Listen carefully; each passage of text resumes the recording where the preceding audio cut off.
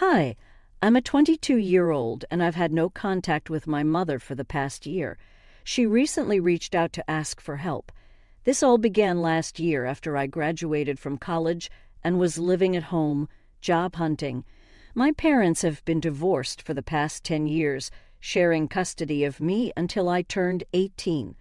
I split my time between them. 6 years ago, my mother started dating Sean. After 4 years together, Sean and his daughter, Kayla, moved in with us, and a few months later they got married. I didn't have any issues with them. Our relationship was pretty normal. Since I spent half the month at my mother's place, I didn't interact with them much. Sean was nice enough, but over time I realized Kayla didn't like me. Kayla, my stepsister, is 2 years older and seemed convinced she was better than me.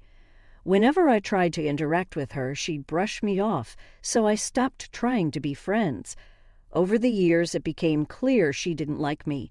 She'd roll her eyes, make faces when I entered her room, whisper on the phone, and giggle while glancing at me. These petty mind games were frustrating, but I tried not to let them get to me. There was nobody in the house I could talk to about this. Sean adored Kayla and treated her like a princess, and my mother would just tell me to suck it up. I vented to my father, who occasionally offered to speak to my mother or Sean, but I told him not to.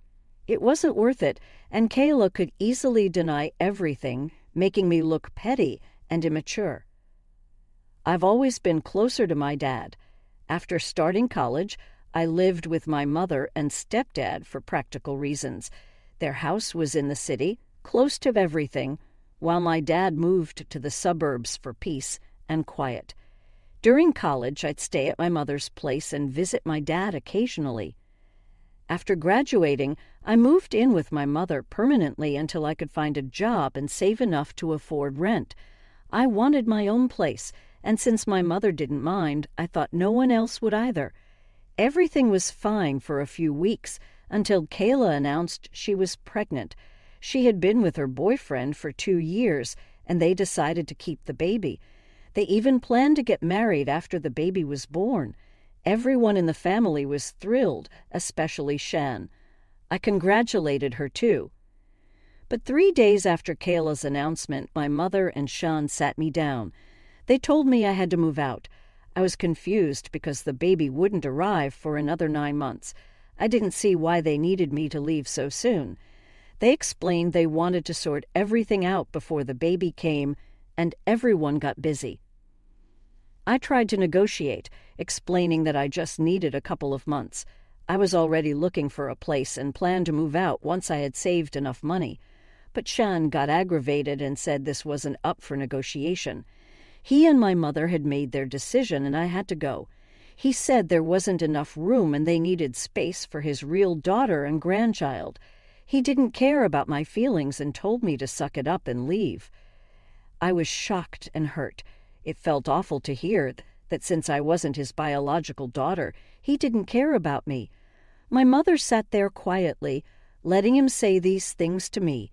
Feeling betrayed, I decided to leave anyway. I didn't have to think much about where to go next. I headed to my dad's place. He and I had always been closer, and he had supported me through everything, including paying for all my college expenses. My mother had only shared the cost of raising me until I turned 18. After that, my father covered everything. When I told my dad what happened, he was furious, but there was nothing we could do. He welcomed me to stay with him for as long as I needed, even after I got a job. I was really grateful for my dad's support, so I stayed with him for a couple of months. I worked hard, and as soon as I had enough money, I got my own apartment. My dad was there for me every step of the way, even helping me out financially after I moved out. However, for the last couple of months, I've been completely independent. I still keep in touch with my father, and we meet every weekend. Even though it's more than an hour's drive to his place in the suburbs, it's totally worth it. Neither my father nor I have had any contact with my mother, and nobody in our family has spoken to her since she kicked me out. I don't follow them on social media, so I had pretty much forgotten about them, especially since I've been so busy this past year.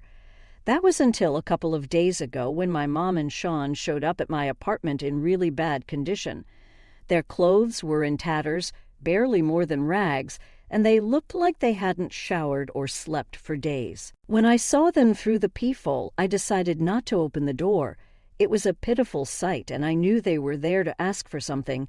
I spoke to them from inside and asked why they were there. They begged me to let them in, but I refused. They would have to tell me what they wanted from outside. My mother then told me they had been homeless for the past couple of weeks and needed my help. I was quite taken aback because, as far as I knew, my mother owned the house we used to live in. Her parents had bought it for her, and her name was on the deed. I couldn't figure out how she had lost it until she explained. While Kayla was pregnant, she manipulated her parents into transferring all their assets to her, including the house.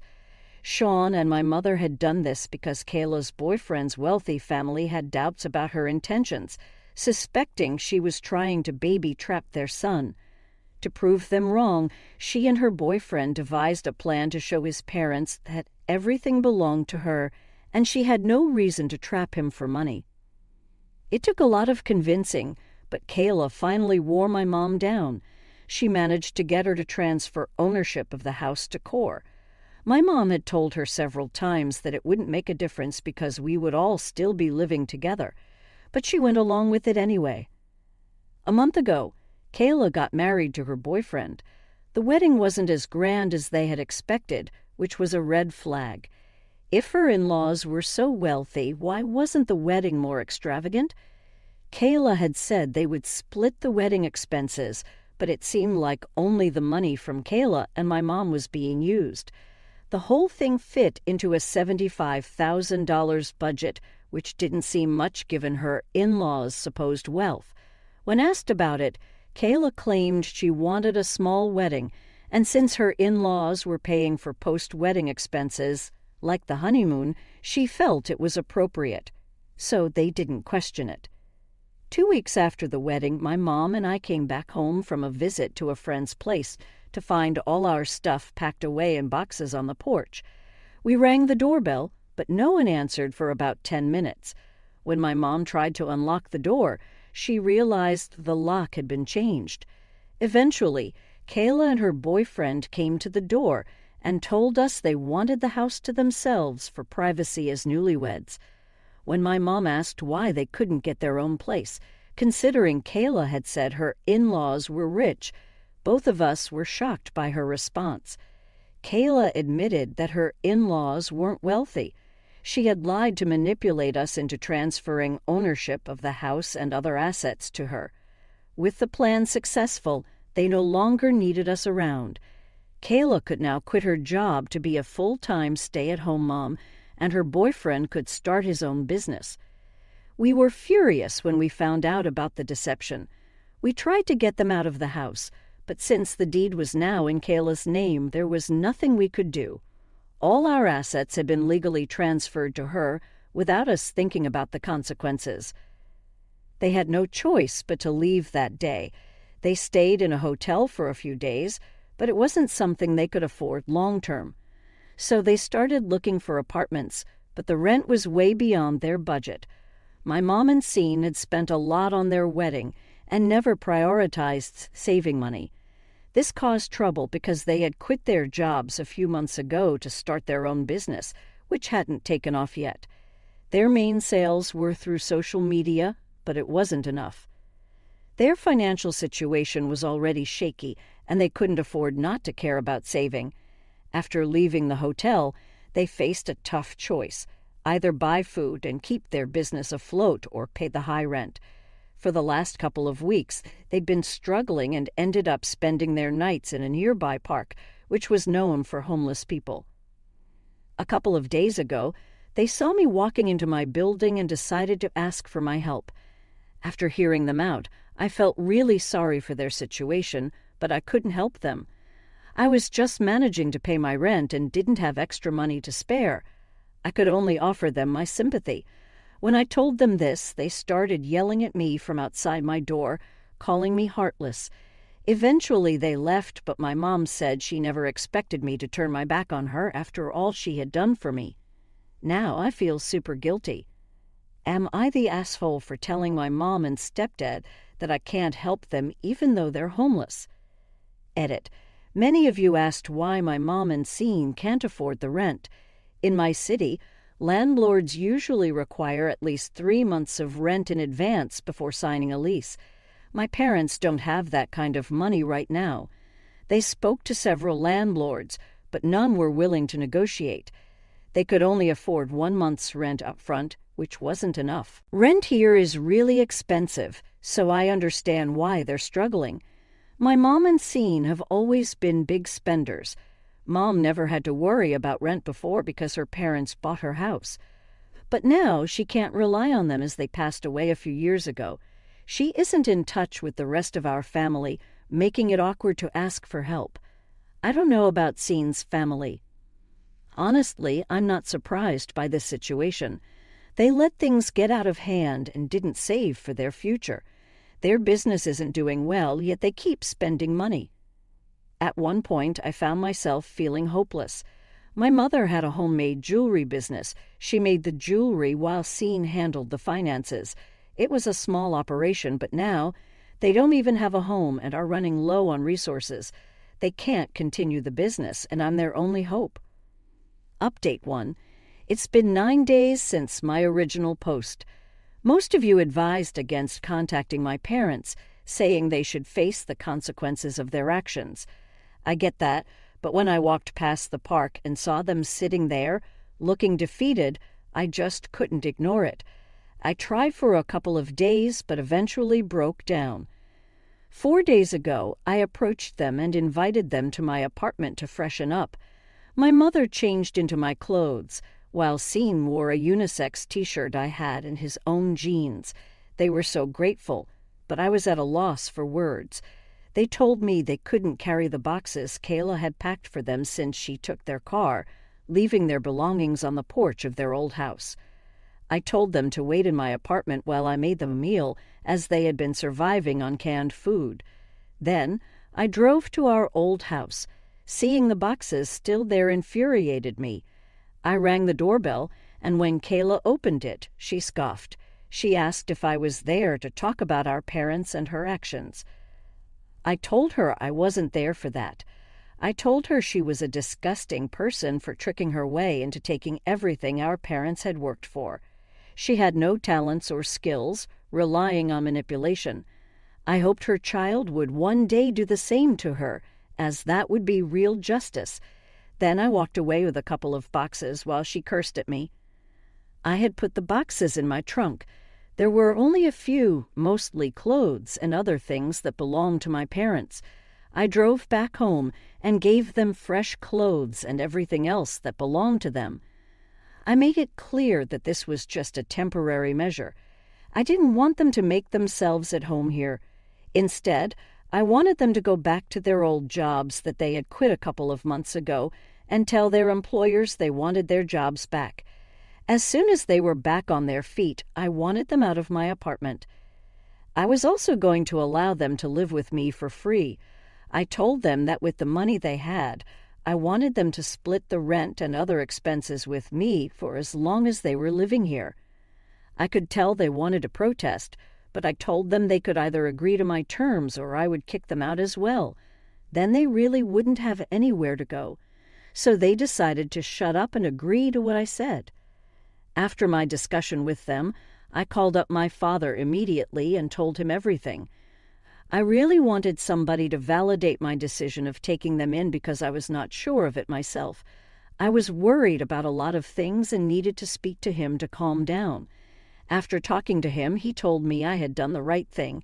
Maybe it was not right in the sense that they had screwed me over once a year ago, but now I was being the bigger person and helping them out.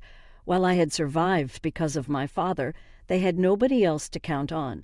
This was quite different for them, and it showed the strength of my morals and ethics that I helped them out even when they had turned their backs on me. After my dad told me I had done the right thing, I didn't feel worried about anything. He even offered to send me money to help me out, but he didn't want to speak to my mother or Shen because he personally did not like or trust them. It has been a couple of days, and my mom and Shen have gone back to their previous employers to ask for their jobs back. So far, they have not received work, but I'm keeping my fingers crossed because the sooner they get their jobs back, the quicker they are out of my hair. Update. 2 weeks ago, I had taken my mother in and allowed her and Shen to live in my apartment until they were back on their own feet. The good news is that they were able to get their jobs back. The bad news is that they still haven't saved enough money, so they need to work this month and next month. After they receive their salary, they will be moving out. Until then, we are going to be living together, but at least they have been very thankful. There has been a complete turnaround in their attitude towards me compared to last year. My mother, in particular, has been constantly thanking me for everything I'm doing for them.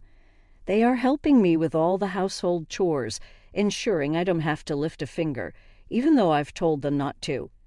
Every time I come home from work, the house is spotless and all the chores are done. I don't want to get used to this kind of treatment because once they leave, I'll have to go back to doing everything on my own. But they keep insisting that after everything I've done, this is a small way of repaying me. It's hard to hold the past against people when they are trying their best to make amends. While I haven't completely forgiven them, I'm trying to adapt. A couple of days ago, my mother and I had a conversation about this while I was working on my laptop. It was just the two of us since Xiao was napping in the other room. She told me she was really grateful to have me as her daughter. Despite not being a good mother to me, I was still being an exceptional daughter to her, and she had to thank me for turning out the way I had. I didn't know what to say. She had tears in her eyes, so I just hugged her and said nothing. That moment made me feel like I was doing the right thing. After my last update, several people said I was making a mistake and being a fool for them, losing respect for me. But honestly, I'm not the kind of person who can see people struggling and just walk away. I can't do it, no matter how hard I try. People might not agree with what I did, but I chose to be good anyway. Update 3. My mother recently moved out with Sha after they received their first salary. They started looking for new apartments, and luckily, I found one just a couple of blocks away. They signed the lease, and now they're sorted for at least the next 3 months. The last couple of weeks were good. I reconnected with my mother. She apologized for everything, and we decided to try therapy to fix our relationship. She's not getting any younger, and neither am I, and I don't want to lose the relationship I have with her, no matter how strained it is. I'm a generally forgiving person. I can't say I've forgiven her and put everything in the past, but I want to have the option to do that. We're going to look into therapists and start working on our relationship in a couple of weeks.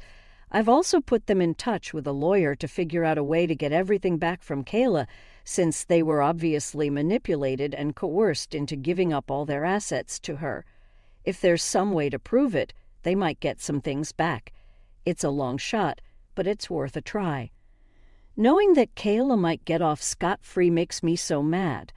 I don't want that for her at all. I want her to be punished for everything she's done. She is the true definition of pure evil. I don't know if speaking to a lawyer will work, but my mother is willing to give it a try. Now that they have moved out, I'm back to living on my own. I'm thinking about getting a roommate because it will be easier to split the household chores and rent. This past month has been pretty easy for me since I didn't have to do all the work on my own. I've put up an ad, so I'll wait and see what happens. For now, I'm on my own, and it's nice. I feel good knowing that my mother and Shay are doing better, mostly thanks to me. Without my help, they probably would have still been homeless without any hope for the future. I'm glad knowing that I had a part in securing their future, and as long as I have the satisfaction of knowing that,